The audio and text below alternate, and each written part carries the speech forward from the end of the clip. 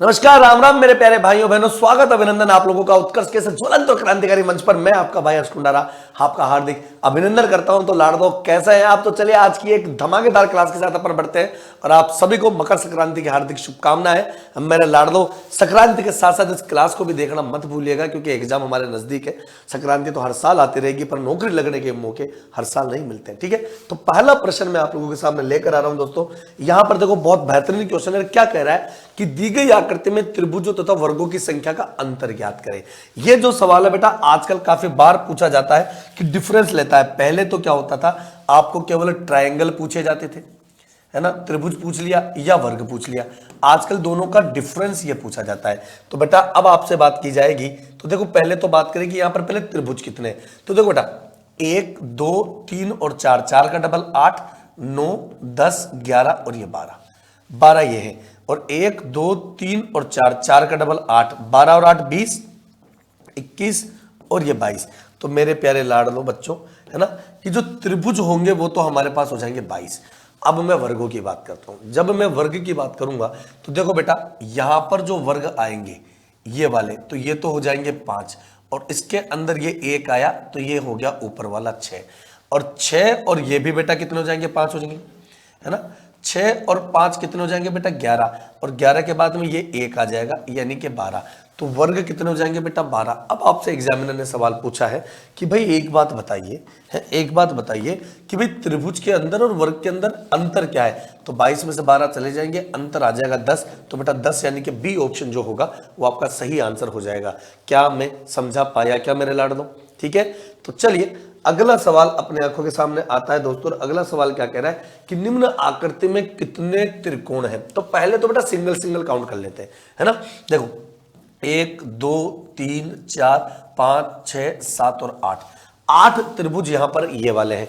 अब अगर मैं डबल डबल काउंट करूं तो 8 के बाद मेरे लाडलो ये कितना हो जाएगा, 9 हो जाएगा। होगा कि नहीं होगा? देखो बेटा 8 के बाद ये कितना हो गया, पूरा का पूरा 9 हो गया। 9 के बाद बेटा ये कितना हो जाएगा, 10 हो जाएगा। 10 के बाद बाबू कितना हो जाएगा, 11 हो जाएगा। और 11 के बाद कितना हो जाएगा बेटा, 12। तो मुझे लगता है कि 12 जो त्रिभुज होंगे वो आपका यहाँ पर आंसर सही रहने वाला है। ठीक है, 12 त्रिभुज क्वेश्चन नंबर 2 पर, क्वेश्चन नंबर 2 पर 12 त्रिभुज है या नहीं है, एक बार कमेंट सेशन में अपना आंसर देकर बता दीजिएगा। हेलीकॉप्टर बना के बता दीजिएगा, तीतरी करके बताइएगा, आंसर बताए मुझे कि क्या आंसर आएगा। कमेंट सेशन में आंसर बता दीजिएगा भैया, जल्दी से बताओ। शाबाश शाबाश, बहुत बढ़िया, जानदार शानदार, गजब की ताकत है बेटा, बहुत बहुत बढ़िया। हाँ, लव यू टू, बहुत बहुत अच्छे। अगला जो सवाल कहता है, ओ माय गॉड्स, ये है बेहतरीन सवाल। इसे आप हाबू बना सकते हो। कई लोग इसमें हाबू बन चुके हैं लेकिन अब तुम्हें बाबू बनाना पड़ेगा। ए बाबू देखो, बन जाओ हाबू। हाँ, गजब की ताकत है, गजब की ताकत है बेटा। देखो क्वेश्चन नंबर 3 लाडलो आपसे पूछा जा रहा है वर्गों की संख्या। तो पहले बाहर बाहर के वर्गों की बात करते हैं। देखो ये वाला, है ना, पहले बाहर बाहर के वर्ग की बात करते हैं। तो 1 और 2, 1 2 और 3, तो बेटा 3 दूनी 6 और 2 1 कम 2, तो टोटल हो जाएगा 8। 8 के बाद बेटा ये 5 आ गया और ये 5 आ गया, तो ये 10 हो जाएंगे। तो 8 और 10 कितना हो जाएगा, 18। 18 प्लस 1 तो ये कितना हो जाएगा बेटा, 19। तो मेरे यहाँ पर तो वर्गों की जो संख्या आ रही है वो 19 आ रही है। ठीक है, तो आप लोग भी आंसर बता दीजिएगा कि कितने आंसर आने वाले हैं। अगला सवाल, दी गई आकृति में कितने घन होंगे। अब यार ये घन बिल्कुल आराम से गिने जा सकते हैं क्योंकि 3D वाला कंसेप्ट है। आप इसमें बाबू हाबू बना दो और सेशन को मैक्सिमम शेयर करें, अपने दोस्तों तक शेयर करें। दोस्तों सब लोग फटाफट आंसर बता दीजिएगा मेरे लाडलो। उम्मीद करता हूं आपको चीजें समझ में आई होगी बेटा। ठीक है, तो बेटा देखो यहां पर देखिएगा 1 2 3 4, 4 एकम 4, 4 दूनी 8, 4 तीन 12, 4 चौक 16, 4 पंज 20, 4 छक्का 24। तो 24 तो ये है एक मंजिल पर। मंजिल कितनी बेटा, 1 2 3 4 5 और 6, तो 6 से गुणा कर दो इसको। तो 6 से गुणा कर दोगे तो 6 चौका 24 का 4, हाथ से लगी 2, 6 दूनी 12 और 2 14, 144 जो होगा वो हमारा आंसर आ जाएगा। यानी ऑप्शन जो सी है वो हमारा आंसर आ जाएगा, वर्गों की संख्या। नेक्स्ट क्वेश्चन, क्वेश्चन नंबर 5 में हमसे पूछा जाएगा कि बेटा इस आकृति में कितने त्रिभुज है। देखो बेटा पहले तो सिंगल ट्रायंगल गिन लो आराम से ना। देखो 1 2 3 4 5 6 7 8 और ये 9। अच्छा 9 के बाद एक ये डबल वाला 10 और 10 के बाद एक ये डबल वाला 11। तो बेटा 11 त्रिभुज इस वाले सेक्टर से हमने निकाले 11, तो 11 ही त्रिभुज बेटा इस वाले सेक्टर से निकलेंगे क्योंकि इक्वल है। और 11 11 कितने हो जाएंगे बेटा, 22। अच्छा 22 के बाद देखो ये 23, ये 24, ये 25, ये 26, ये 27 और ये 28, तो 28 त्रिभुज यहां पर हमने पकड़ लिए। अब 28 के बाद में एक बड़ा वाला बेटा ये 29 और एक बड़ा वाला बेटा ये 30, तो 30 त्रिभुज तो हमारे पास आ चुके। अब जल्दबाजी में बच्चा क्या 30 के आंसर लगा देता, लेकिन वो ये देखता नहीं कि हाँ अगर थोड़ी सी हिम्मत दिखाता, थोड़ा सा अगर वो लॉजिक लगाए तो 30 से ज्यादा भी ट्रायंगल यहां पर मिलते हैं। और जब 30 से ज्यादा ट्रायंगल यहां मिलते हैं तो देखो बेटा एक ट्रायंगल ये रहा 31 और एक ट्रायंगल ये रहा 32 हो गया बेटा, एक ट्रायंगल ये रहा 33 और एक ट्रायंगल ये रहा बेटा है ना 34, तो 34 ट्रायंगल यहां पर आप लोगों का आंसर हो जाएगा। ठीक है बेटा, मिक्सअप क्वेश्चन है, 2-3 टॉपिक्स के क्वेश्चन ले रहा हूं, आप ये मत सोचना पढ़ने से कि आज सर काउंटिंग फिगर ही पढ़ा रहे, 2-3 टाइप के क्वेश्चन है वो आप लोग पढ़िएगा है ना। 3-4-5 टॉपिक्स को अपन लेकर है जिनको मुझे लगता है कि हाँ तुम्हारे आने वाले एग्जाम्स में आ सकते हैं, तो वही टॉपिक्स में बीच बीच में ले जाकर उनकी क्लासेज आप लोगों के सामने लेकर आ जाता हूं। अब देखो बेटा क्या कह रहा है कि दी गई आकृति में कितने वर्ग है। अब देखो नॉर्मल पहले तो वर्ग गिन लो, सिंगल सिंगल 1 2 3 और 4 है ना, 5 6 7 8 और ये 9 के बाद में बेटा ये 5 दिखाएगा, 9 और 5 14 कंप्लीट हो जाएगा। ठीक है, 14 और 5 19, 19 और 5 कितने हो जाएंगे बेटा 24, तो ये हो गए। अब 24 के बाद में दो बड़े बड़े आपको नजर आएंगे, ये देखो एक 25 और 25 के बाद बेटा एक ये 26, तो टोटल जो आएंगे आपके 26 जो है वर्ग यहाँ पर आंसर आ जाएगा। दी गई आकृति में कितने त्रिभुज है भाई साहब, बहुत भयानक त्रिभुज है, ये मैंने आपको पहले भी बता रखा है कि यहाँ पर जो त्रिभुज रहने वाले काफी अच्छे ट्रायंगल्स है। देखिएगा इस वाले कंसेप्ट को गिनूंगा तो बेटा यहाँ पर 3 आता है, यहाँ पर भी 3 आता है, ये मैंने करवाया हुआ है पहले आपको है ना। और देखो बेटा 1 2 3 और 4, 4 का डबल आ जाता है, 1 2 3 और 4, 4 का डबल हो जाता है, 1 और 2 3 होता है, तो 8 और 3 11, 11 दूना 22 और 3 कितने हो जाएंगे 22 और 3 25, तो यहाँ पर है, इनको कोई भी नहीं हटा सकता। अब 25 है, 25 के बाद लाड़ दो देखो ये वाला 26 हो जाएगा, 26 के बाद मेरे लाड़ दो ये वाला 27 हो जाएगा, 27 के बाद देखो लाड़ दो ये वाला 28 और 28 के बाद 29, तो 29 तो बेटा इस ऊपर वाले क्राइटेरिया से आ गए। अब 29 के बाद आप एक चीज देखना, 29 के बाद देखना बेटा 1 और 2 और ये 3 ही आ गए, 1 और 2 और ये 3 ही आ गए, 3 इधर 3 इधर और एक ये सिंगल, एक ये सिंगल, तो 6 और 1 7, तो 29 में अगर मैं 7 जोड़ देता हूं तो बेटा 36 अभी तक अपने पास आंसर आ चुके, 36 आए हैं। 36 के बाद बेटा ये जो पूरी की पूरी लाइन है ये 37 बोलेगी, ये जो पूरी की पूरी लाइन है ये आपके सामने 38 बोलेगी है ना। अब 38 तो है ठीक है, अब 38 के बाद गुरुजी और कुछ है क्या, क्योंकि अभी तक तो 38 ही आ रहे हैं। देखो लाड़ दो मैं बता देता हूं, अभी तक 38 आ रहे हैं, लेकिन देखो अगर इस वाले पॉइंट ऑफ व्यू को मैं थोड़ा अलग कलर लेता हूं, गुलाबी कलर ले लेता हूं, 38 के बाद देखो इस पॉइंट ऑफ व्यू को बात करता हूं तो बेटा ये देखो 39 है ना, और 39 के बाद में इस वाले पॉइंट ऑफ व्यू की मैं बात करता हूं तो बेटा देखो ये 40 आ चुके कंप्लीट। अब 40 ये रहा, अब 40 के बाद क्या होता है बेटा देखो एक ट्रायंगल ये भी है, देखो पूरा का पूरा 41 के बाद एक ट्रायंगल है 42 और 42 के बाद बेटा एक ट्रायंगल बीच वाला 43, तो ये 43 त्रिभुज होंगे। तो यहां पर ऑप्शन मैक्सिमम क्या दे रखा है 41 है ना, 41 या अधिक, आप इसको ऐसे कर सकते हो ना 41 या अधिक, तो ऑप्शन सी आपका आंसर आ जाएगा ना, 41 या अधिक हम कह सकते हैं, तो मैक्सिमम 43 है। ठीक है, मैक्सिमम 43 है। ठीक है, और अगले सवाल की अगर अपन बात करते हैं तो क्वेश्चन नंबर 8 में बोला जा रहा है कि दी गई आकृति में वृत्तों की कुल संख्या कितनी होगी, सर्कल या नॉर्मल गिनना पड़ता है बेटा 1 2 3 4 और बीच वाला 5 और बड़ा वाला 6, तो यहां पर जो होंगे 6 जो होंगे वृत्त हो जाएंगे, 6 ट्रायंगल्स यहां पर हो जाएंगे आपको, सॉरी 6 सर्कल आप लोगों के पास हो जाएंगे। नेक्स्ट क्वेश्चन क्या कह रहा है बेटा, नीचे दी गई आकृति में कुल कितने आयत होंगे। अब आयत गिनने का तरीका मैंने सिखा रखा ना, 1 और 2 जोड़ दोगे 3, 1 और 2 जोड़ दोगे 3, 3 और 3 6 और 1 ये 7, 7 के बाद देखो बड़ा वाला ये बेटा कितना हो जाएगा 8 हो जाएगा, 8 के बाद बेटा ये बड़ा वाला कितना हो जाएगा 9 हो जाएगा, तो ये आपका 9 आंसर आ गया, 9 आंसर आ गया। क्लियर है, 9 आपका आंसर होगा। क्लियर है बच्चा। नेक्स्ट क्वेश्चन, ये आपका ब्लड रिलेशन वाला सवाल आ गया है। ब्लड रिलेशन का मतलब रक्त संबंध है ना, रक्त संबंध वाले सवाल है। मैंने आपको पहले भी कहा था कि बेहतरीन टॉपिक्स लेके जाऊंगा, और जिन टॉपिक्स के बारे में मुझे लगता है कि हाँ सवाल आपको समझ में आएंगे तो 200% आएंगे बेटा, कि एक फोटो में एक स्त्री की ओर इशारा करते हुए। देखो कई बार क्या होता है बेटा कि आपको कॉपी में पेन नहीं चलाना पड़ता, आप बिल्कुल दिमागी रूप से खुद को मानकर चीजों को साथ में कर सकते हो ना। जैसे एक फोटो में एक स्त्री की ओर इशारा करते हुए एक आदमी कहता है, आदमी कह रहा है ठीक है कि यह मेरी पत्नी के इकलौते बेटे, तो भाई वो आदमी मैं हूं। अब मेरी पत्नी का इकलौता बेटा मेरा बेटा, बेटे के पिता यानी बेटे का जो पिता होगा वो मैं खुद की माता है यानी मेरी माता है। तो फोटो वाली स्त्री का उस आदमी से क्या संबंध हो जाएगा बेटा, वो मेरी मां लग जाएगी। बिल्कुल परफेक्ट तरीके से आप इस सवाल का आंसर दे सकते हो, है ना, मां आपका आंसर हो जाएगा। ठीक है, अगला क्वेश्चन, पी क्यू और आर का भाई है। देखो इसको फैमिली ट्री बना सकते हो। जो पी है ना बेटा वो क्यू का और आर का भाई है, लेकिन पी भाई है, क्यू और आर के बारे में नहीं कह सकते भाई है या बहन है। ठीक है ना, क्यू और आर के बारे में नहीं कह सकते भाई है या बहन है, ध्यान दीजिएगा।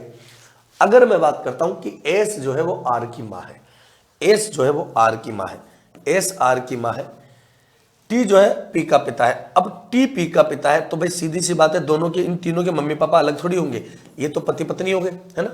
तो निम्नलिखित में से कौन सा कथन निश्चित रूप से सत्य नहीं हो सकता, सत्य नहीं हो सकता मतलब गलत।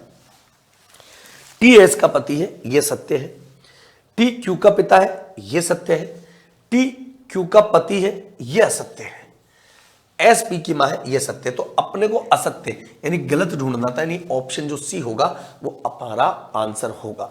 ऑप्शन जो सी होगा बेटा वो हमारा आंसर होगा। बोलो हाँ कि ना, फटाफट आंसर बताओ बेटा, है बोलो हाँ कि ना। अगर मैं आगे की बात करता हूं, अगर मैं बेजोड़ तरीके की बात करता हूं, अगर मैं इन सवालों को हेलीकॉप्टर बनाता हूं, तो अगला सवाल यहां पर बेटा ये कंडीशनल सवाल है और ये ऐसे पूछ रहा है कि इसमें से किसका अर्थ है कि एम एन का भतीजा है। अब यार देखो, अगर एम भतीजा होगा ना तो वो पुरुष होगा पहली बात तो, है ना। और पुरुष के लिए क्या क्या हो सकता है, या तो वो किसी का भाई होगा या किसी का पिता होगा, है ना, क्योंकि बहन हो नहीं सकता। इसका मतलब है कि एम क्या गया तो प्लस का साइन लगे या माइनस का साइन लगे, एम क्या गया तो प्लस लगे या माइनस का साइन लगे। एम क्या गया प्लस है, एम क्या के भाग का साइन है, हो नहीं सकता। एम क्या के प्लस और एम क्या के भाग का साइन है, हो नहीं सकता। तो बी ऑप्शन और सी ऑप्शन में से किसी एक का अर्थ होगा कि एम एन का भतीजा है। तो अपन पहले तो एक काम कर सकते हैं, ए और उसमें से सी में से ना, ए और सी में से, ठीक है। तो M plus R minus N, पहला ऑप्शन देख लेते हैं। तो एम प्लस, प्लस का मतलब है पी क्यू का भाई है, यानी एम जो है वो आर का क्या है बेटा भाई है। माइनस का मतलब क्या है बेटा, पी क्यू का पिता है, यानी आर जो है पापा है किसका, एन का। तो क्या बोल रहा था, एम एन का भतीजा है, जबकि एन एम का भतीजा है, भतीजी हो रही है, तो ये भी गलत हो गया। आंसर आपका सी बैठेगा, लेकिन फिर भी एक बार करके देखेंगे। देखो N divided by T, divided T का मतलब है एन जो है टी की बहन है, तो एन जो हो जाएगी वो टी की क्या हो जाएगी, बहन हो जाएगी। टी माइनस, माइनस का मतलब है पापा, टी जो है पापा है किसका, एम का। सवाल यही खत्म हो गया बेटा। लेकिन अभी भी बात करते हैं एम प्लस जे, प्लस का मतलब क्या होगा, एम भाई है किसका, जे का। समझना, सवाल को समझना, ये मैं हूं, ये मेरे पापा, ये मेरी बुआ जी, मेरी बुआ जी का मैं भतीजा लगूंगा, तो एम एन का भतीजा आया कि नहीं आया बेटा। तो आपका जो ऑप्शन सी है वो बिल्कुल कतई जहर है, कतई जहर आंसर आ जाएगा ऑप्शन सी। ठीक है, नेक्स्ट क्वेश्चन की बात करते हैं। इस सवाल को देखो बेटा, क्वेश्चन नंबर 13 जो है वो काफी बेहद और काफी उम्दा सवाल है ना। क्वेश्चन नंबर जो 13 है वो काफी बेहद और काफी उम्दा सवाल है। इस सवाल को देखने की कोशिश आप कीजिएगा, ठीक है। तो ए बी की पत्नी है ना, ए जो है वो बी की पत्नी है, ठीक है बेटा। ए बी की पत्नी है तो करके देखेंगे बेटा, ए इज वाइफ ऑफ बी, तो ए बी की पत्नी है, ये पति हो गया। सी ए की बहन है और सी जो है वो ए की बहन है, ये माइनस हो गया, माइनस, ठीक है। डी सी के पिता है, अब जो डी है वो सी के पिता हो जाएंगे, ठीक है बाबू। और ई डी का पुत्र है, ई जो है वो डी का पुत्र है, तो यहां पर ई को इसके बगल में लगा लेते हैं, पुत्र हो जाएगा, साले साली हो गए, पूरा परिवार हो गया। तो ई का बी से क्या संबंध है, तो ई साला लगेगा भाई बी का। ऑप्शन ए, क्वेश्चन नंबर 13 में ऑप्शन ए है, ई साला लगेगा बी का, ठीक है, कहीं कोई लोड नहीं है ना बेटा। अगला सवाल आपको करना है ये वाला, जल्दी से बताओ, फोटो की तरफ इशारा कर रहा है, एक बार इस सवाल का आंसर बता दीजिएगा आप लोग, उसके बाद में चर्चा करते हैं बेटा। चलिए सेशन में बताइएगा बेटा क्या आंसर रहने वाला है।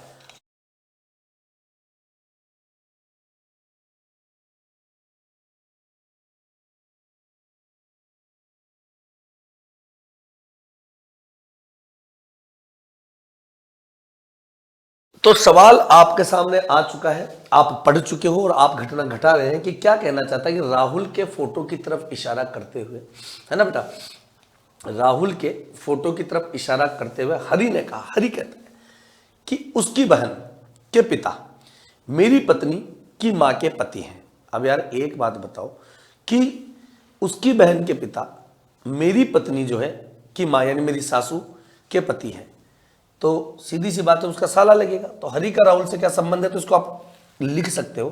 देखो कि जो राहुल के फोटो की तरफ इशारा करते हुए हरि ने कहा, तो ये राहुल है, ये राहुल है, ये इसकी फोटो है। हरि कह रहा है कि उसकी कोई बहन है, ये बहन है, ठीक है, बहन के पिता है, बहन के पिता है, मेरी पत्नी की माँ के पति है। तो यहां पर कोई हरि होगा, हरि की पत्नी की माँ यहां आ जाएगी, माँ का पति है तो वो बंदा उसका साला होगा। तो हरि का राहुल से क्या संबंध है, तो हरि जो है राहुल का जीजा लगेगा। आपका आंसर बी आएगा। हरि का क्या संबंध है, हरि का क्या संबंध है, तो हरि जीजा लगेगा बेटा, है ना। साला मत कर देना जल्दबाजी में, कहना साला मत कर देना बेटा, है ना। नेक्स्ट क्वेश्चन कंडीशनल क्वेश्चन है।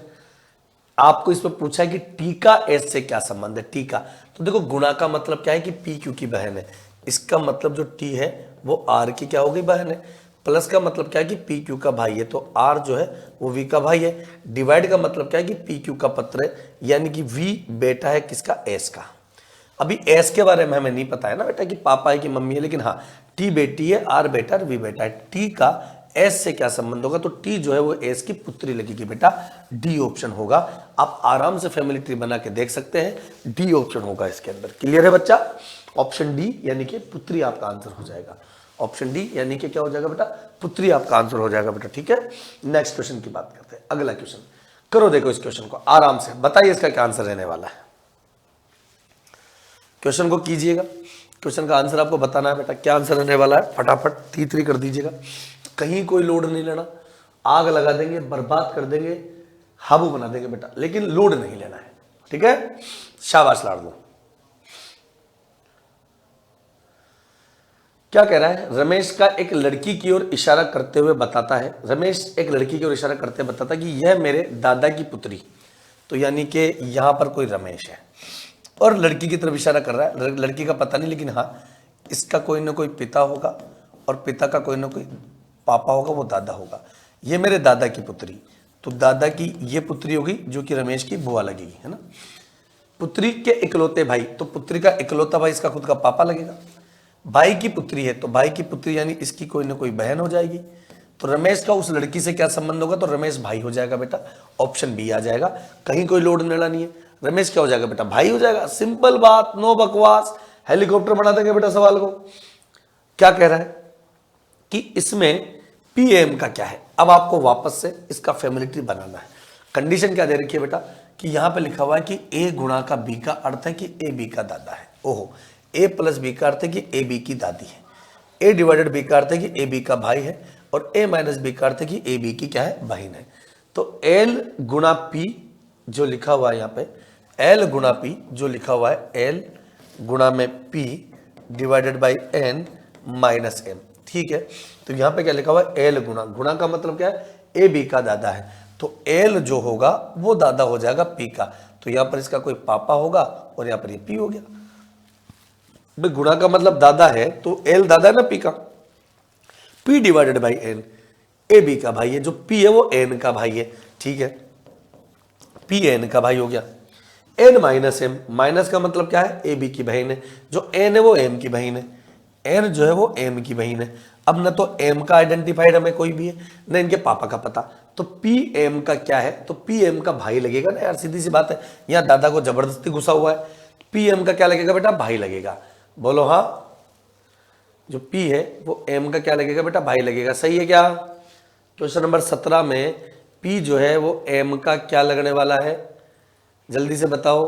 दादी कैसे हो सकता है, दादी या भाई लगेगा, बहन लगेगी। ऑप्शन ए भाई आ गया आपका, आराम से, कोई दिक्कत नहीं बेटा, ठीक है। नेक्स्ट क्वेश्चन, क्वेश्चन नंबर 18, गजब की ताकत है बेटा इस क्वेश्चन नंबर 18 में कि एक पुरुष की ओर इशारा करते हुए एक महिला ने कहा, गजब की बात है, कि उसकी माता मेरी सास की अकेली बहू है। गजब की बात है भाई। यार मान लो कोई महिला में हूं, किसी पुरुष के बारे में कह रही हूं कि उसकी मम्मी मेरी सास की इकलौती बहू है, तो मेरी सास की इकलौती बहू तो मैं खुद हो गई, और उसकी मम्मी भी मैं खुद हो गई, तो वो लड़का मेरा क्या लगेगा, बेटा लगेगा, और मैं उसकी क्या लगूंगी, मम्मी लगूंगी। तो पुरुष का उससे क्या रिश्ता है, पुत्र का। पुरुष जो है उसका पुत्र लगेगा, तो जो पुरुष होगा वो पुत्र हो जाएगा। आप आराम से कर सकते हो ना। देखो, एक पुरुष की ओर इशारा करते हुए एक महिला ने कहा कि उसकी माता, ये पुरुष है और इसकी कोई ना कोई क्या है, माता है ना। मेरी सास की अकेली बहू है, तो इसका कोई ना कोई पति हो गया, और ये अकेली बहू है मेरी सास की, तो वो स्वयं है वो औरत, और इसकी कोई ना कोई सास है, और उस सास की ये अकेली क्या है, बहू हो गई। उस सास की ये अकेली क्या है, बहू हो गई। ठीक है, तो ये पुरुष उसका बेटा हो गया और वो उसकी मम्मी हो गई, तो पुत्र आपका आंसर हो गया बेटा। आप फैमिली ट्री आराम से बना सकते हो, क्लियर कर सकते हो। ठीक है, नेक्स्ट क्वेश्चन की बात करते हैं बेटा। गजब का सवाल है। कई लोगों जो मुझसे ऑफलाइन में पढ़े हुए हैं और कई लोगों ने मुझसे एक बार यूट्यूब पर भी आपने पढ़ा होगा, तो इस वाले सवाल के बारे में मैंने चर्चा करी हुई है। क्या करी हुई कि एक परिवार में एक परदादा है ना, तो कई बच्चे क्या करते हैं जल्दबाजी में, जिनको कुछ भी नहीं पता होता और थोड़ा सा लॉजिक, मतलब लॉजिक का नहीं पता होता, कुछ भी तो कैसे नहीं पता होगा ना। क्या होता है, एक परिवार में एक परदादा, तो एक तो परदादा, दो दादा भैया दो दादा, तीन पिता भैया तीन पिता, तीन पुत्र भैया तीन पुत्र, दो पौत्र भैया दो पौत्र, और एक पड़पोता है। सबको जोड़ो, एक और दो तीन, और तीन छह, और तीन 9, और 2 11, और 1 12, तो वो आपको 12 बताते हैं, 12 आपका आंसर आता है, जबकि बेटा गलत है। ये एक लॉजिकल क्वेश्चन होता है। कभी भी ध्यान दीजिएगा, जब आप कॉम्पिटिटिव एग्जाम्स की तैयारी करते हो और रीजन की बात करो, तो कहीं ना कहीं लॉजिक छुपा होगा। इतना आसान नहीं कि सबको जोड़ दोगे ना। इसको और तरीके से अगर मैं निभा सकूं, तो एक परिवार में बेटा 4 सदस्य हो सकते हैं। जैसे मान लो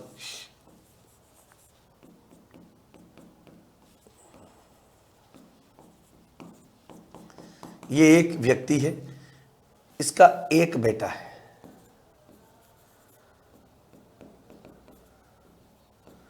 ये बेटा है, इसका भी एक बेटा है,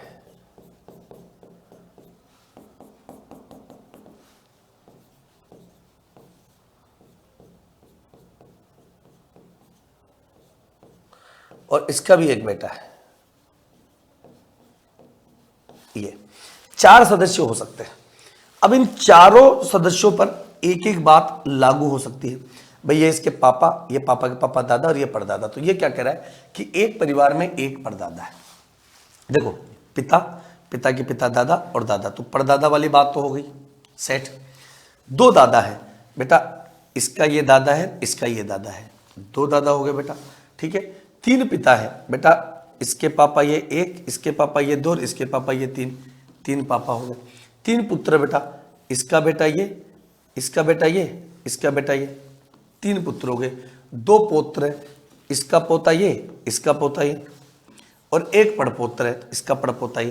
तो इस प्रकार से 4 सदस्य हमारे पास इस क्वेश्चन में होंगे। तो 4 सदस्य उस परिवार के हो जाएंगे। नहीं, ऑप्शन क्या हो जाएगा बेटा, डी हो जाएगा। क्वेश्चन नंबर 19 में ऑप्शन जो है वो डी होगा बेटा। अब देखो, घड़ी आ गई, काउंटिंग फिगर हमने पढ़ा, ब्लड रिलेशन हमने पढ़ा, अब घड़ी वाले सवाल है। तो यही है, जीवन ऐसे ही चलेगा बेटा, है ना। क्या कह रहा है कि एक घड़ी की सेकंड वाली सुई 10 सेकंड में कितने डिग्री का कोण बनाती है। तो यार देखो, सीधी सी बात है, अगर मैं सेकंड वाली सुई की बात करता हूं, तो बेटा सेकंड वाली सुई का ये तो आपको पता ही है कि 1 मिनट में 360 डिग्री का कोण बना देती है। और 1 मिनट का मतलब कितना होता है बेटा, 60 मिनट। तो 360 डिग्री का कोण 1 मिनट के अंदर, 1 मिनट में 60 सेकंड होते हैं, सॉरी 60 मिनट 60 सेकंड, माफी चाहेंगे। 1 मिनट के अंदर 60 सेकंड, 60 सेकंड में 360 डिग्री का, तो बेटा 1 सेकंड में 360 बटे 60। आपसे 10 सेकंड का पूछा है, 360 बटे 60 गुणा में 10 कर दो। क्या है, ये कट गया, 6 36 बराबर 60 डिग्री का कोण। सी ऑप्शन आपका आंसर आ जाएगा। क्वेश्चन नंबर 20 में 60 डिग्री का कोण आ जाएगा, सी ऑप्शन आपका आंसर आ जाएगा। कहीं कोई लोड नहीं लड़ा बेटा, सिंपल कैलकुलेशन है। 4:50 पर घड़ी की दोनों सुइयों के मध्य कितने डिग्री का कोण बनेगा। तो देखो यार लाड दो, यहां पर एक छोटा सा जुगाड़ है, यहां पर एक छोटा सा फॉर्मूला है। फॉर्मूला क्या है कि थीटा बराबर आपके पास आता है 11/2 गुणा में मिनट, और माइनस आता है टाइम गुणा में 30। ठीक है बेटा, तो 11/2 तो यहां हो जाएगा, मिनट कितना हो जाएगा बेटा 50, और माइनस टाइम कितना है 4, और 4 गुणा में 30 ये रहा बेटा। यहाँ पर 25 हो जाएगा, ये 25 से कम 25 का 5 ऐसे लिख दो, 25 से कम 25 और 2 27, 275 माइनस 120 डिग्री। तो 120 को अगर मैं घटाता हूं तो बेटा यहाँ पर 5 आ जाएगा, यहाँ पर 5 आ जाएगा, यहाँ पर 1 आ जाएगा, तो 155 डिग्री जो होगा वो आपका सही और सटीक आंसर आ जाएगा। क्वेश्चन नंबर 21 में 155 डिग्री आपका हाबू बनाने वाला सवाल। कहीं पर भी कोई भी लोड नहीं लेना। और मैंने आपको पहले भी बता रखी है बेटा ये बात कि अगर ऑप्शन में 155 डिग्री नहीं होता है तो उसको आप 360 डिग्री में से घटा लीजिएगा। तो जैसे 155, तो 10 में से 5 जाएगा 5, इधर 0, और 3 में से 1 जाएगा 2, तो ये 205 डिग्री का कोण। तो यहाँ पर आपको दोनों में से कोई एक कोण मिल जाएगा, उस पर आपको टिक लगाना है, उस पर आपका मौसम बढ़ा देना है, उस पर आप हेलीकॉप्टर हो जाओगे। ठीक है, आगे हम बात करते हैं बेटा नेक्स्ट सवाल। चलो इस सवाल का जल्दी से जवाब दो। ये बहुत आसान सवाल है, आप लोगों को ऑप्शन में लिख कर देना है, फटाफट देना है। जल्दी से बताएगा मेरे लाडों कि इसका ऑप्शन में कितना आंसर आएगा और कितना नहीं आने वाला है। जल्दी से आंसर बताएंगे मेरे बच्चों, यहां क्या आंसर रहने वाला है, क्या आंसर नहीं रहने वाला है, फटाफट बताएंगे कि घड़ी की दोनों सुइयां एक दिन में कुल कितनी बार एक साथ होंगी। तो एक साथ होने का मतलब क्या होता है, देखो एक साथ होने का मतलब दो चीजें होती है बेटा, क्योंकि ये क्वेश्चन मैं आपको बता देता हूं, कंप्यूटर अनुदेशक का पेपर लगा था अभी 2020 में, मतलब कोरोना के जस्ट बाद में लगा था। तो यहां पर बात आई कि सर सवाल ऐसा पूछा गया कि एक दिन में कुल कितनी बार एक साथ होंगी। तो एक साथ का मतलब एक तो ये है एक साथ, इसे भी एक साथ बोला जाता है बेटा, है ना। और एक ऑप्शन आप लोगों का जो मैं बताऊं, एक साथ का मतलब ये भी होता है एक साथ, ये भी एक साथ ही है, लेकिन इनका जो मुंह है वो क्या है, विपरीत दिशा में। इनका जो मुंह क्या है वो विपरीत दिशा में। तो ये भी क्या होता है बेटा, ये वाली सिचुएशन 1 घंटे में एक बार होती है, और ये वाली सिचुएशन 12 घंटे में कितनी बार होती है, 11 बार होती है, और ये वाली सिचुएशन 24 घंटे में कितनी बार होती है, 22 बार होती है। ठीक है, ये भी 1 घंटे में बेटा होती तो एक बार है, समझना, और 12 घंटे में बेटा कितनी बार होती है, 11 बार होती है बेटा, और 24 घंटे में होती है 22 बार। तो उस समय एग्जामिनर ने क्या करा था कि अगर एक साथ होती है तो ये भी एक साथ है और ये भी एक साथ है, तो दोनों को जोड़कर 44 ऑप्शन सही माना था उसने, 44 ऑप्शन सही माना था।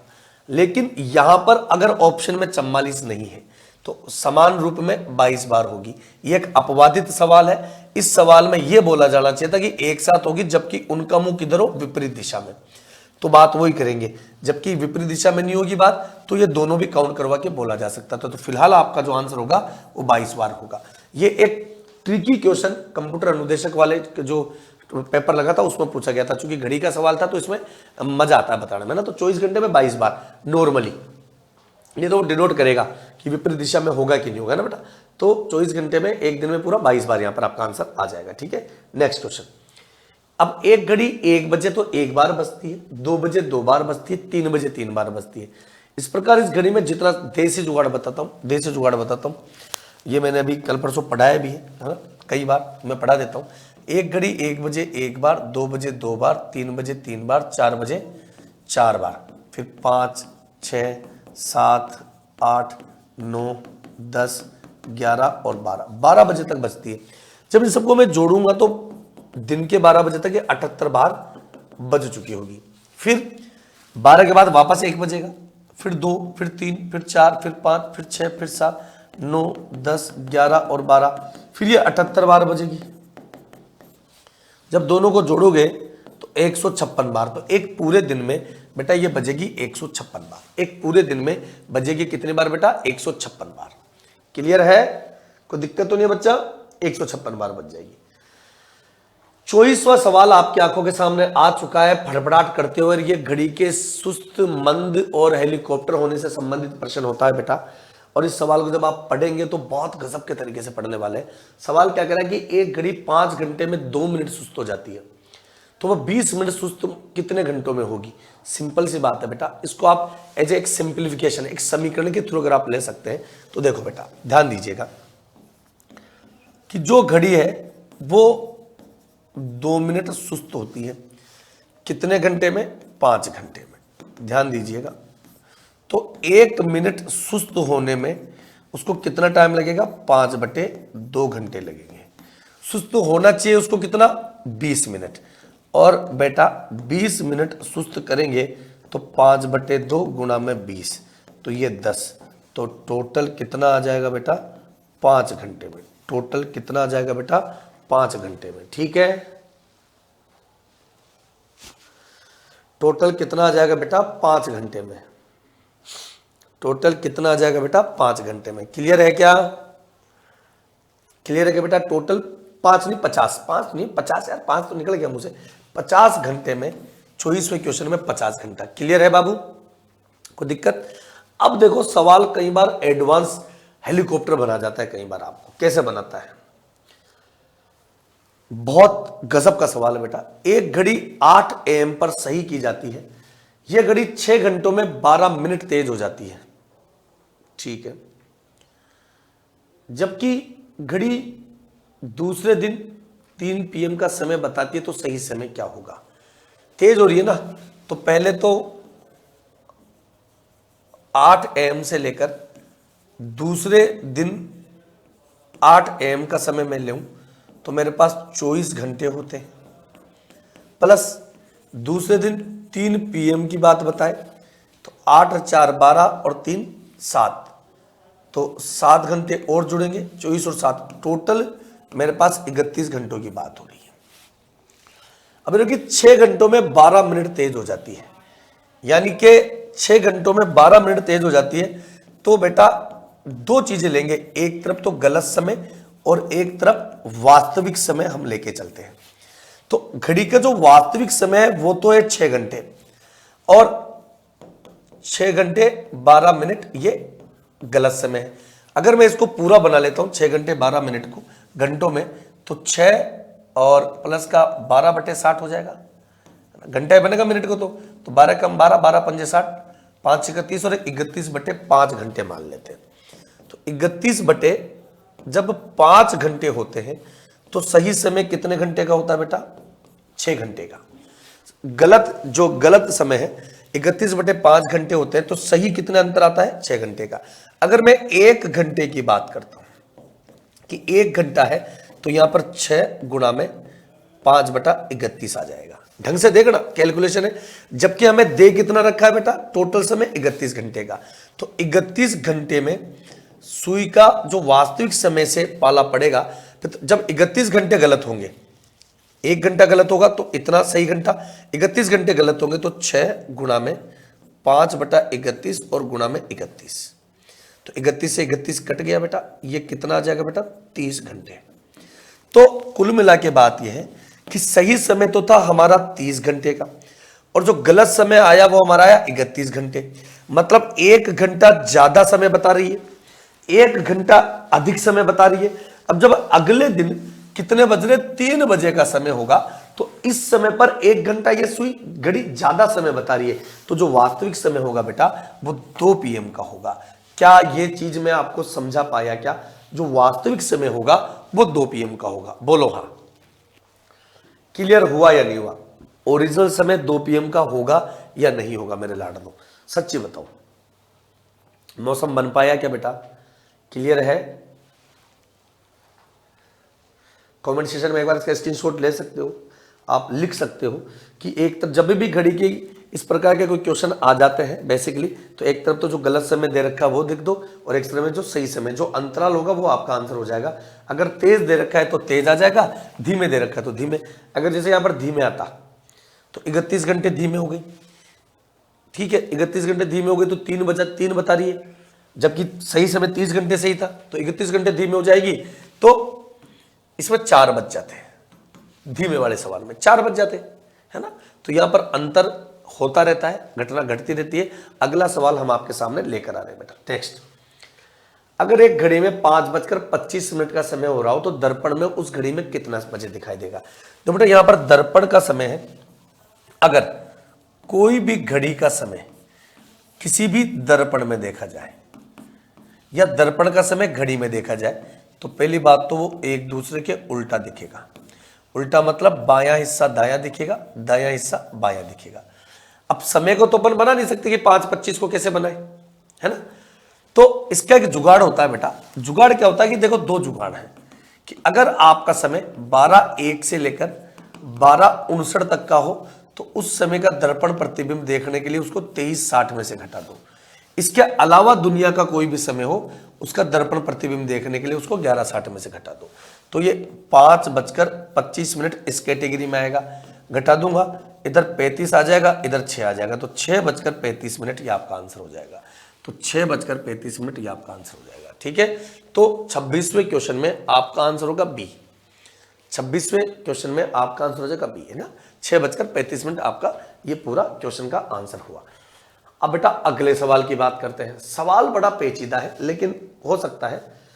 एक दिन में कितनी बार दोनों सुइयां विपरीत दिशा में होती है? अब देखो वो आ गया ना वही वाली बात कि विपरीत दिशा की बात आ गई। तो मैंने आपको यही कहा था उस टाइम में भी कि देखो ये देखो विपरीत दिशा में। तो मैंने आपको बोला था कि बेटा 1 घंटे में ये सिचुएशन 1 बार होती है, 12 घंटे में ये सिचुएशन बेटा 11 बार होती है, और 24 घंटे में ये सिचुएशन जो होती है बेटा वो 22 बार होती है। तो 22 बार होती है, तो ये रहा 22 बार। क्या मैं समझा पाया क्या बच्चा? क्या मैं समझा पाया क्या बच्चा? 22 बार होती है। ठीक है, अगला सवाल कैलेंडर का गया, देखो, है ना। तो देखो ये सवाल आने लायक सवाल है और आप लोगों को पता होना चाहिए कि घटना घटती रहती है। निम्न में से लीप शताब्दी क्या है? अब देखो यार 2 प्रकार की शताब्दियां होती है। एक तो आपको पता है कि साधारण शताब्दी होती है और एक लीप शताब्दी। जिस शताब्दी वर्ष में 400 का भाग पूरा नहीं जाता वो साधारण शताब्दी में आती है, और जिस शताब्दी वर्ष में 400 का पूरा भाग चला जाता है वो एक लीप शताब्दी होती है। तो बेटा इसमें 400 का भाग नहीं जाता, इसमें पूरा नहीं जाता, इसमें पूरा नहीं जाता। 2000 में 400 का भाग जाता है पूरा, यानी कि एक भी शेषफल नहीं बचता है। 0 से 0, 4 पंजे 20, खत्म। तो आपका जो 2000 वाली जो शताब्दी हो जाएगी ये एक लीप शताब्दी हो जाएगी बेटा। नेक्स्ट, 800 वर्षों में कितने लीप वर्ष होते हैं? ये आपको भी पता है, लेकिन जिन लोगों को नहीं पता है वो आप देख लीजिएगा बेटा कि भाई 800 वर्षों में कितने लीप वर्ष होते हैं। 800 वर्षों में कितने लीप वर्ष होते हैं? तो अब भाई समझो, 800 के लिए पहले 100 वर्ष का पता होना चाहिए। देखो बेटा 100 वर्ष में जो लीप वर्ष होंगे, लीप ईयर, और जो साधारण वर्ष होंगे, है ना, उनका एक गणना होती है। देखो 100वां वर्ष एक शताब्दी वर्ष है, और जो 100वां वर्ष होता है अगर ये एक शताब्दी वर्ष है तो बेटा ये एक साधारण शताब्दी वर्ष होगा। साधारण शताब्दी वर्ष क्यों होगा? क्योंकि इसमें 400 का भाग नहीं जाता। तो इस 100वें वर्ष में फरवरी में जो दिन होंगे वो 28 दिन होंगे। तो हमें केवल 99 वर्ष तक का पता करना होता है कि लीप वर्ष कितने होते हैं। तो 99 में जब 4 का भाग लगाया जाए, क्योंकि एक लीप वर्ष 4 साल के अंतराल पर आता है, तो 4 दूनी 8 और 4 चौक 16, तो टोटल 24 बार जाता है। तो यहां से गणना ये होती है कि 100 वर्षों में 24 तो लीप वर्ष होते हैं, और जो बच गए 76 100 में से वो साधारण वर्ष होंगे। अब आप इसको देखिएगा कि अगर 100 वर्षों में 24 लीप वर्ष है तो बेटा 200 में भी 24 ही होंगे, और बेटा 300 में भी 24 ही होंगे, और बेटा 400 में भी 24 तो होंगे ही होंगे। लेकिन ये 400वां वर्ष में 400 का भाग जाता है, ये एक लीप शताब्दी है, तो इसमें एक दिन और जुड़ेगा। तो 24 चौके 96 और 97। तो मैं आपको कह दूं कि बेटा प्रथम 400 वर्षों में 97 बार जो होगा वो क्या होगा? आपका लीप वर्ष होगा। तो अगर आपको 800 वर्ष में पूछा है तो बेटा 400 वर्ष में कितनी बार आ जाएगा? 97 बार, और अगले 400 में भी कितनी बार आ जाएगा? 97 बार। 14 का 4 हंस लीजिएगा, 18 और 1 19, 194 बार जो आएगा वो आपका लीप वर्ष होगा। 29वें में ऑप्शन जो सी होगा वो आपका बेहद उम्दा और बेहद हेलीकॉप्टर आंसर रहने वाला है। सामान्य वर्ष में कौन से महीने समान होते हैं? जल्दी से बता दीजिएगा बेटा कि किसी सामान्य वर्ष में कौन से महीने समान होते हैं। क्वेश्चन नंबर जो आपका है यह है अपना 30 नंबर, है ना। तो सामान्य वर्ष में देखो बेटा जिनके प्रथम दिन सबके सब समान होते हैं, आप इसको लिख सकते हो। जैसे कि जनवरी का महीना अक्टूबर के समान होता है ना। आप लोग लिख सकते हो बेटा कि यहां पर जो है जनवरी का जो महीना है उनका अक्टूबर के समान होता है, ठीक है। फिर फरवरी, मार्च और नवंबर, है ना बेटा, फरवरी, मार्च और नवंबर, ये तीनों महीने समान होंगे। अभी मैं बताऊंगा बाद में। अप्रैल और जुलाई, अप्रैल और जुलाई के महीने, और सितंबर का महीना दिसंबर के समान होता है। अच्छा, समान का मतलब क्या होता है? देखो, कोई भी साधारण वर्ष, सामान्य वर्ष हो, कोई भी साधारण वर्ष हो बेटा, है ना, उसमें जनवरी का जो पहली तारीख को जो वार होगा वही अक्टूबर की पहली तारीख को वार होगा हमेशा। फरवरी का जो पहली तारीख का वार होगा वही मार्च को भी होगा और वही नवंबर को भी होगा। अप्रैल की पहली तारीख का वार और जुलाई की पहली तारीख का वार, सितंबर की पहली तारीख और दिसंबर, ये सब एक दूसरे के समान होते हैं। इसके अलावा बेटा कुछ भी नहीं होता है, ठीक है। तो अगर मैं आपसे बात करूं तो ऑप्शन क्या दे रखा बेटा? फरवरी मार्च जून नहीं होगा, अगस्त जून नहीं होगा, जनवरी और अक्टूबर का महीना एक दूसरे के समान हो जाएगा, तो जनवरी का महीना अक्टूबर के समान हो जाएगा, मार्च सितंबर दिसंबर नहीं होगा। तो आपका आंसर क्या आ जाएगा बेटा? सी। इन चारों लाइनों को भी आप लोग लिख लीजिएगा, ठीक है। उसके बाद में बात करते हैं नेक्स्ट, 2004 का कैलेंडर किस वर्ष के समान होगा? अब बेटा ये भी एक अपने आप में स्पेशल टेक्निक है कि रिपीटेशन ऑफ कैलेंडर आपसे पूछा गया है कि 2004 का कैलेंडर किस वर्ष के समान होगा। तो यहां पर क्या होता है कि अगर किसी भी कैलेंडर का रिपीटेशन हो तो जिस वर्ष की बात कर रहा है बेटा उसमें लगाओ 4 का भाग, है ना, और जो आपका शेषफल बचता है वो डिसाइड करता है। जैसे शेषफल 1 बच गया मान लो सपोज, तो जो वर्ष दे रखा है ना बेटा उसमें 6 जोड़ दो, वो 6 वर्ष के बाद रिपीट हो जाएगा। जैसे आपको बोला जाए एग्जाम्पल कि भाई बेटा वर्ष 2013 का कैलेंडर कब रिपीट होगा, तो 13 में किसका भाग दे दो? 4 का, 4 × 12, एक शेषफल बच गया, तो उस वर्ष में 6 जोड़ दो, तो ये 2019 में रिपीट हो जाएगा। ऐसे ही अगर शेषफल 2 या 3 बचता है तो बेटा जो वर्ष आ रहा है उसमें 11 जोड़ दो। आपको बोला जाए 2026 का कैलेंडर कब रिपीट होगा, 26 में 4 का भाग लगा दो, कितना शेषफल बच गया? 2, इसको 11 में लगा दो, तो कितना आ जाएगा? 2037 में रिपीट हो जाएगा। इसी तरीके से बेटा अगर आप लोगों का जो शेषफल है वो 0 बचता है तो उस वर्ष के अंदर आपको 28 जोड़ देने हैं। जैसे ये 2004 है तो 2004 का कैलेंडर पूछा है, 4 में 4 का भाग दे दूंगा, 0 आ जाएगा। तो इस वर्ष में 28 जोड़ दोगे तो 2032 के अंदर ये कैलेंडर आपका रिपीट होगा। कैलेंडर रिपीटेशन का मतलब होता है कि 2032 और 2004 इन दोनों के पहले दिन समान होंगे, दूसरे दिन को वही वार होगा, तीसरे दिन को वही वार होगा, चौथे दिन को वही वार होगा। बात समझ में आई कि नहीं आई? क्लियर है? आगे देखो बेटा नेक्स्ट क्वेश्चन नंबर 32, 13 जनवरी 2006 को शुक्रवार हो तो 31 जनवरी 2007 को सप्ताह का कौन सा दिन होगा? गजब की ताकत है। इस सवाल को देखेंगे। देखो बेटा यह आपसे कह रहा है कि 13 जनवरी और 2006 को, है ना, शुक्रवार है। चलो हमने मान लिया। 31 जनवरी का पूछा है तो पहले तारीख पे तारीख समान करो, 13 जनवरी कर दो और 2007 का वार निकाल लेते हैं पहले, उसके बाद में बात करेंगे। हम जब पढ़ाते हैं तो हम इसके बारे में एक स्पेशल केस पढ़ाते हैं कि अगर तारीख समान है और 1 वर्ष का अंतर है और इस 1 वर्ष में फरवरी आती है, फरवरी में 29 दिन होते हैं, तो दिए गए वार में 2 जोड़ा जाएगा, और अगर फरवरी में 29 दिन नहीं होते तो 1 जोड़ा जाएगा। 2006 की फरवरी में 29 नहीं होगा तो यहां पर 1 जुड़ेगा बेटा, और यहां पर आपका आंसर आएगा शनिवार। यहां पर जो आपका आंसर आएगा बेटा वो क्या आएगा बेटा? शनिवार आएगा। अब क्या कहता है कि भाई 13 जनवरी तक है, हमें निकालना कब है? 31 जनवरी को, 31 जनवरी 2007। तो अब 13 से 31 जनवरी दिन बता दो, 7 तो इस महीने में हो जाएंगे और 11 उस महीने में हो जाएंगे, तो 18 में 7 का भाग दे दो, 7 दूनी 14, 4 शेषफल बच गए, 4 जोड़ दो, रवि सोम मंगल बुधवार। सी ऑप्शन जो होगा 32वें क्वेश्चन में आप लोगों का आंसर फड़फड़ा के आएगा, बिल्कुल कतई जहर, है ना। अगला सवाल क्वेश्चन नंबर 33। इस सवाल को जब आप गौर से देखेंगे तो काफी महत्वपूर्ण सवाल आपको दिखाई देगा बेटा, और जब महत्वपूर्ण सवाल दिखाई देगा तो आप इसको तीतरी कर सकते हो। चलिए लाड़ दो, देखिए ए का जन्म सोमवार 5 जून को है, ठीक है, ए का जन्म सोमवार 5 जून को है। यदि बी का जन्म 11 दिसंबर को हुआ, वाह, तो उसी वर्ष बी का जन्मदिन सप्ताह के किस दिन हुआ था? देखो यार, यानी कि ये 5 जून है और 5 जून को क्या वार है बेटा? सोमवार है।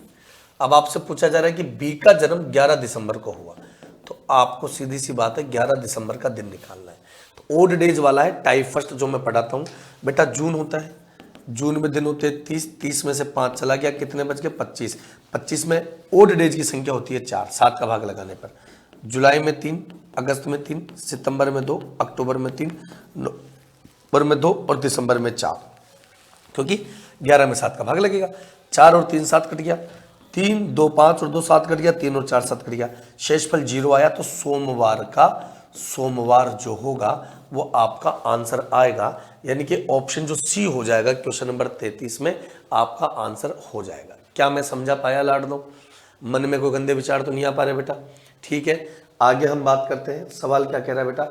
देखो ये एक शानदार सवाल आया कि 20 अप्रैल 1788 को सप्ताह का कौन सा दिन था।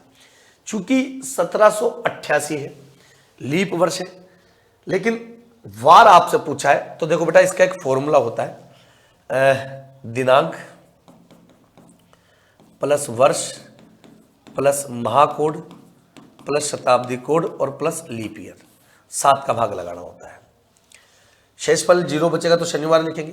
तारीख तो है 20, वर्ष है 88, महाकोड अगर अप्रैल की बात करता हूं तो 144 025, जनवरी फरवरी मार्च अप्रैल, महाकोड आ जाएगा 0। और 1700 का जो शताब्दी कोड आएगा बेटा वो 4 आएगा। वो कैसे आएगा आपको पूरी कहानी यहां नहीं बताई जा सकती। और 88 में लीप वर्ष की संख्या बात करूं तो बेटा 4 का भाग लगा दो, 4 दूनी 8 और 4 दूनी 8 22, सबको जोड़ेंगे, किसका भाग लगाएंगे 7 का भाग लगा देंगे, तो यहाँ तो एक शेषफल बच जाएगा। ठीक है, और 20 और 4 24, यहाँ पर 3 शेषफल बच जाएंगे। 7 का भाग यहाँ पर लगाएंगे तो 7 एकम 7, 18, 7 दूनी 14, यहाँ पर 4 बच जाएंगे। 4 और 3 7 कट जाएगा बेटा, 1 बचेगा। 0 का शनिवार होता है, 1 का रविवार होता है। तो यहाँ जो 34वां जो सवाल है उसमें आपका आंसर आ जाएगा रविवार, डी। ठीक है, तो लाडो ये जो क्लास रही है काफ़ी बेहतरीन रही है, काफ़ी मेहनत करके क्वेश्चंस को छाटा है, आप लोगों को बताया है। उम्मीद करता हूँ कि ये साल आप अपनी नौकरी को पाएंगे। और इस क्लास को आपने जितने प्यार से, जितने स्नेह से और जितने तल्लीनता से देखा होगा उसके लिए आप लोगों का बहुत बहुत धन्यवाद है। एक बार फिर से आप लोगों को wish you very very happy Makar Sankranti. तब तक के लिए शुक्रिया बेटा। जय हिंद, जय भारत। नेक्स्ट क्लास में फिर मिलेंगे। धन्यवाद।